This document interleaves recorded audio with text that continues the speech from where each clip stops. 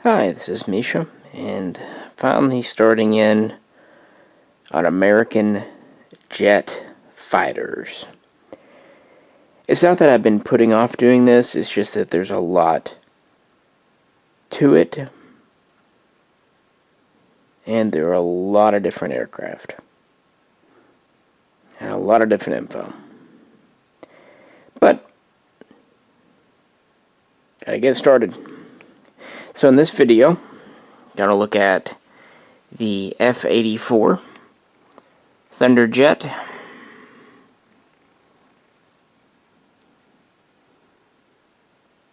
and the F-86 Sabre.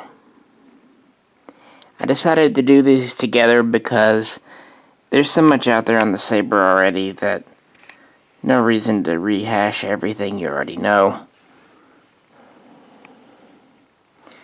And just kind of for moral support, I also brought out a model of the Mustang, the P-51D. Though actually, and the reason I brought this out, this is technically an F-51 from Korea. And for once, these are not all Hobby Master. These are all 1/72nd scale diecast. The Mustang is actually from Corgi, which is a brand I'm starting to get into a little more. They have some neat stuff, and there's definitely some benefits to Corgi. I think I'll probably do a comparison. Next, the Thunderjet here is actually from SkyMax, but you could be forgiven if you thought it was a Hobby Master, because it almost is. And then finally, the F-86 is from Hobby Master. It's about the only real good, high-quality diecast Sabre I'm aware of. Alrighty.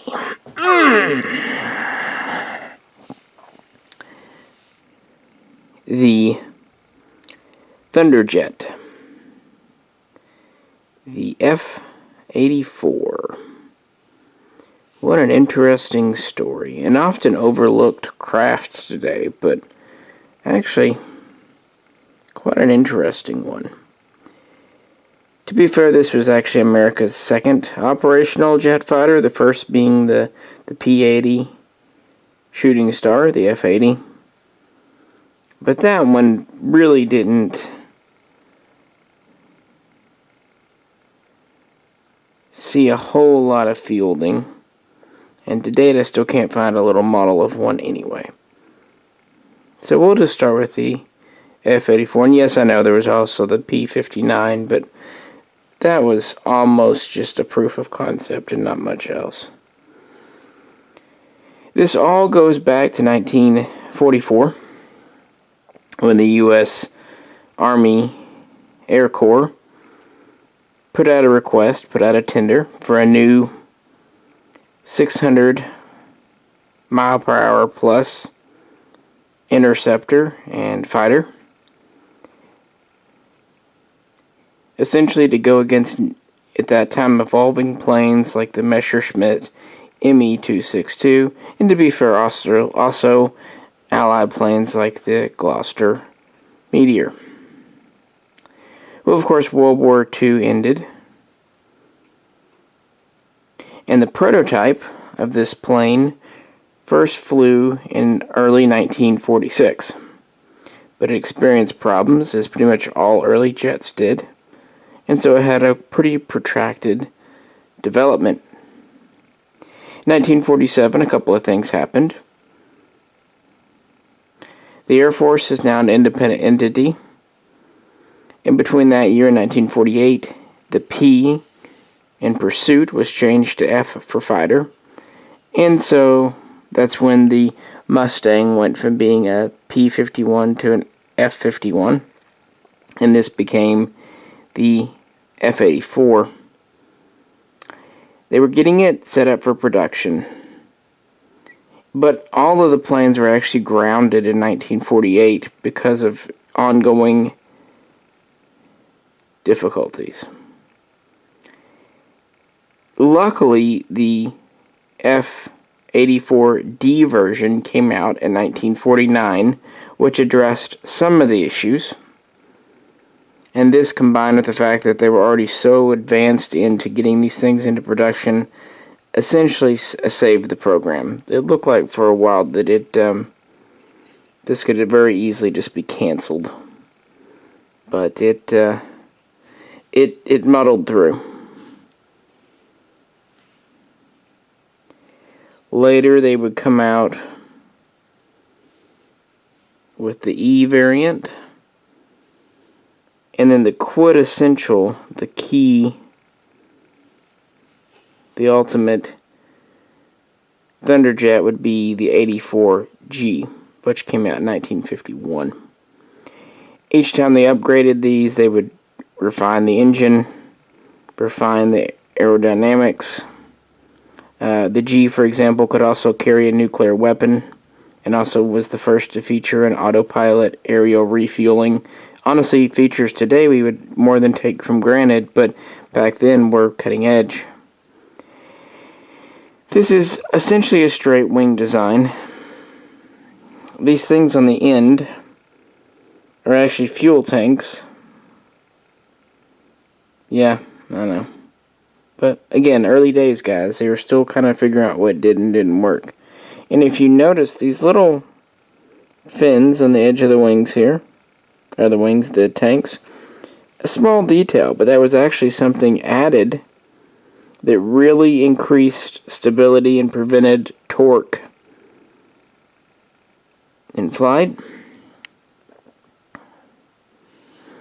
It has kind of a traditional sliding cockpit.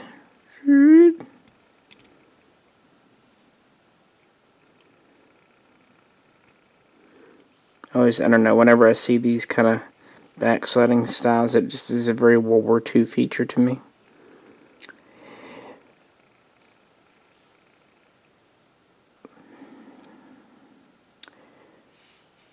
We're at about 38 feet long, about 36 feet wide.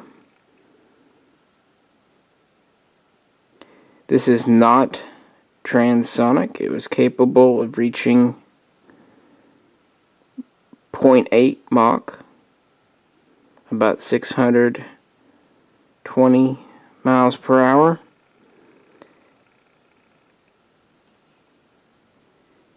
Interestingly, its ceiling was 40,000 feet, and if you look back at the old Mustang, it actually could get a little bit higher at 42,000, but its maximum speed, even with the upgraded engine that's famous in the 51D, was only about 430 to 440 miles per hour.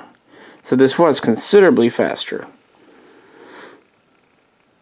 It was primarily armed with 6 .50 caliber Browning M3 machine guns. It could also carry bombs, which I've chosen not to put on mine. I just kind of like how sleek it looks. But it does have a couple of small rockets on the fuselage. Could also carry those.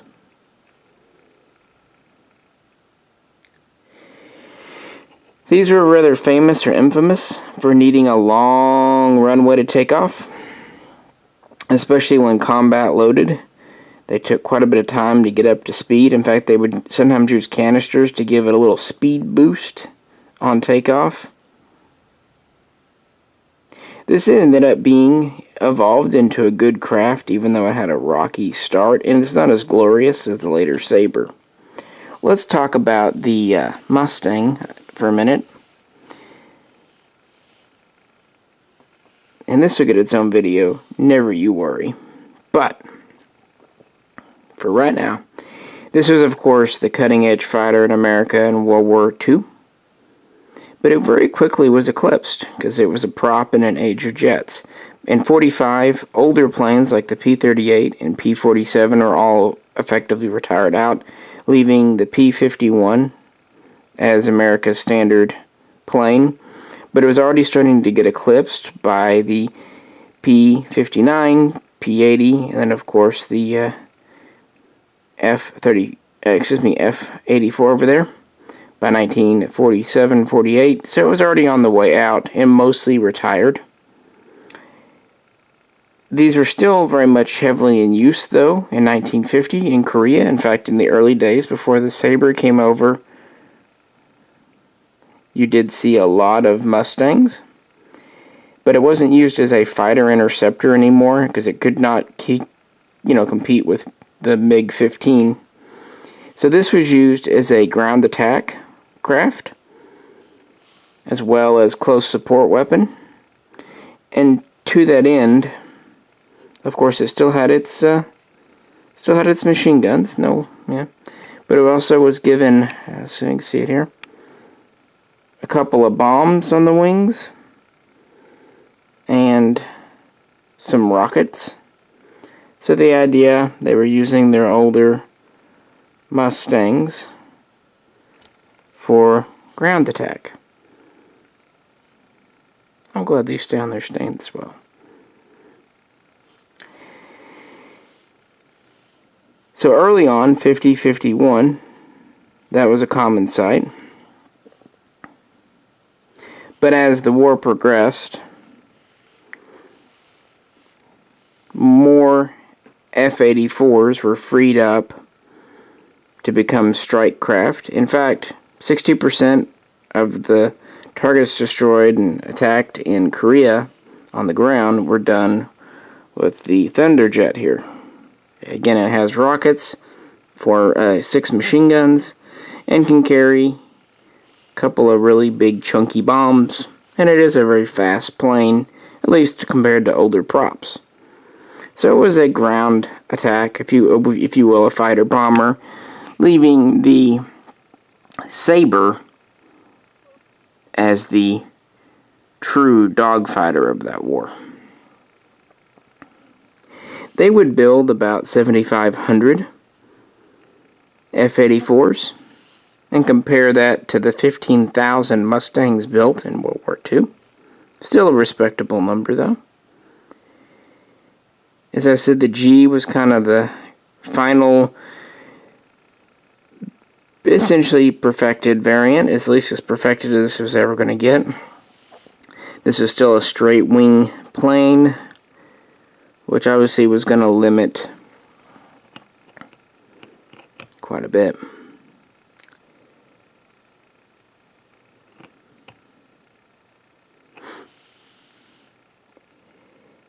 It would continue on in Air Force service throughout the 50s, and then start being transferred over to Air National Guard. This is at a time of rapid modernization and advancement, and so once the transonic and supersonic planes really came into their own, this was left in the dust very quickly, as were many other planes from that era, so it's not alone in that fact. But it's still a neat jet for what it was at the time.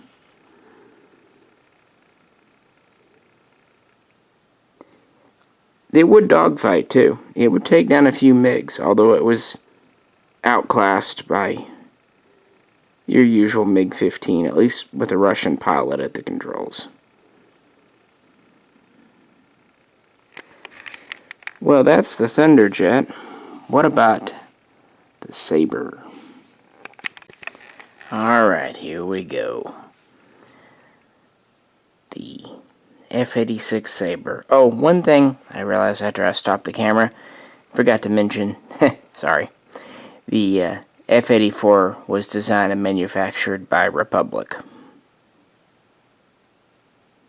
And remember how I said this kind of went back to that 1944 Air Corps tender for a modern interceptor fighter? In a way, the F-86 did too. In 1947, the XF-86 prototype of this went up against the XF-80 and XF-84 prototypes, and to kind of give it an edge, because at the time it was the youngest and therefore least developed and least perfected of the new generation of American Air Force jets. So, what they hit upon to kind of give it an edge was a swept wing. Previous designs were a straight wing. Swept wing is aerodynamically just superior. It allows for greater speed, maneuverability, and has many other benefits besides. This first flew in October of '47, and so even though it was quite a ways behind the F-84, North American very quickly developed it, and the very first early versions were in the hands of the Air Force by 1949, and by 1950 they were starting to equip squadrons with this. Now that F-84 was a fighter bomber, we'll call it. This is a pure fighter. Could it bomb? Sure, but it was better as a fighter. It was equipped with 6 50 caliber M3 machine guns with 300 rounds each. It also had rockets. At that time, essentially dumbfire rockets were considered about the best thing going for attacking bombers, intercepting bombers. And of course, they're pretty good at ground targets too. It did have hard points on the wings, so it could carry bombs or fuel tanks. But where it really outshone the F-84 was in performance. For one, it did need 8,000 miles to take off. It could take off in a reasonable distance. It had a top speed of just over Mach 1, so it was transonic. It could get up past 670 miles per hour. It had a much higher ceiling. It could get up to 49,000 plus feet. Pretty impressive for the day and time. Size-wise, we're about 37 feet by 37 feet. So it's basically a box.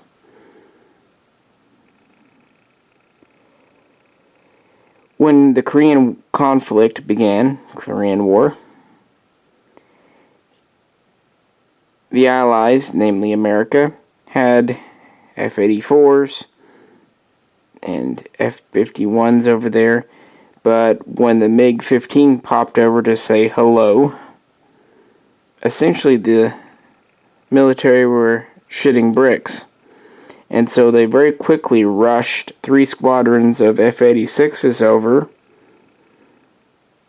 as a Christmas present in December of that year.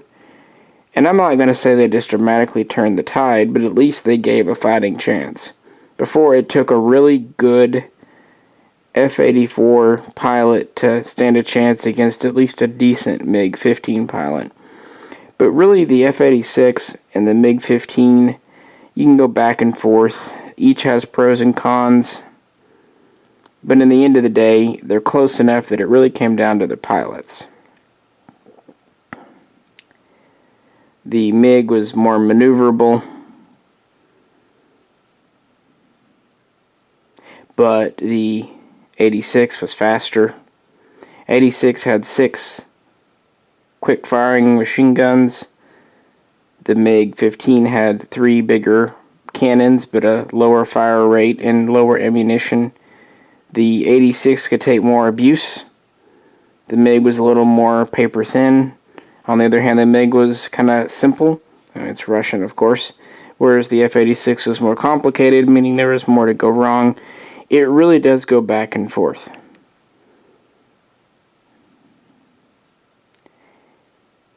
These were in production until 1956, and they would build over 9,800 F-86 Sabres.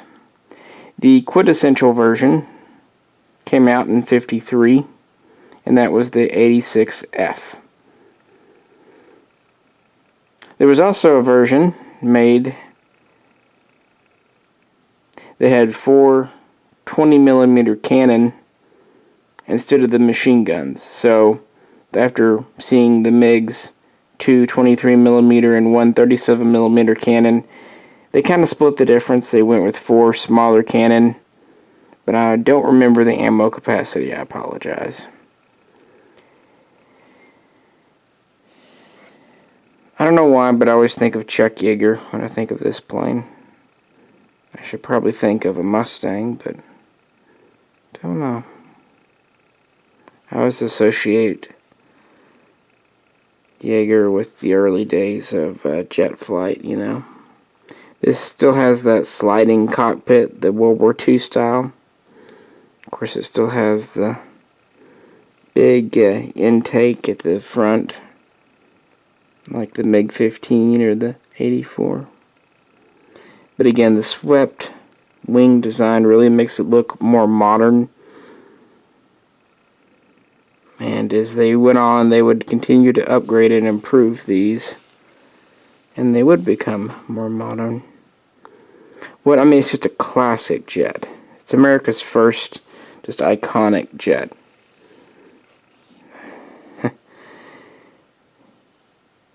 But yeah, by '53, this was the fighter, the 84 being the strike bomber, and the 51 was basically on its last legs out. Sorry guys, getting tongue-tied. Although they still kept using some Mustangs for reconnaissance and whatnot. Now, a lot has been made about the ratio of MiGs to F-86s shot down. Some have claimed it's like 10-to-1. More modern evidence seems to dispute this. Of course, numbers can be manipulated to kind of say what you want. I will say, though, that early on, the MiGs are doing better. Part of it was that it was an earlier generation of Sabres. Also, though, those MiGs were flown by Russians, many of whom were veterans of the Russian campaign against the Germans in the Great Patriotic War. Next came in Chinese, trained on the MiGs. Not as good as Russians, but still good. They themselves have been fighting against the Japanese and then in their own civil war. Some of them at any rate. And then finally the Koreans. The North Koreans were piloting the MiG-15 by late '52, '53. They were younger, greener, and so on and so forth. At the same time, Americans were getting better and better planes, and as Americans would gain experience using the Sabre and learn all the tricks of the trade in '50, '51, they would be rotated back stateside and retired basically to be teachers, to train a whole new generation. So maybe not as good as having individual aces in the theater, but is it better to have one excellent pilot or for him to go back and train 100 very good pilots? I mean, it was a good call. It really was. And it let people not die. It let them survive and go home and marry and have kids and so on and so forth. So, different tactics and stuff. These would stay in primary frontline service with the Air Force, but start to be phased out by newer planes like the F-100 and F-102 and so on and so forth. They started to be pulled out in the late 50s. By '64, they were pretty much out of the Air Force, and then by around '70, they were out of the National Guard. But other nations would use these quite a bit. Also worth pointing out, then in 1958, an F-86 Sabre operated by the Republic of China, Taiwan, was the first jet fighter to use an air-to-air Sidewinder missile to shoot down another aircraft. That was a MiG-15, I believe, yeah. It's kind of an interesting little thing.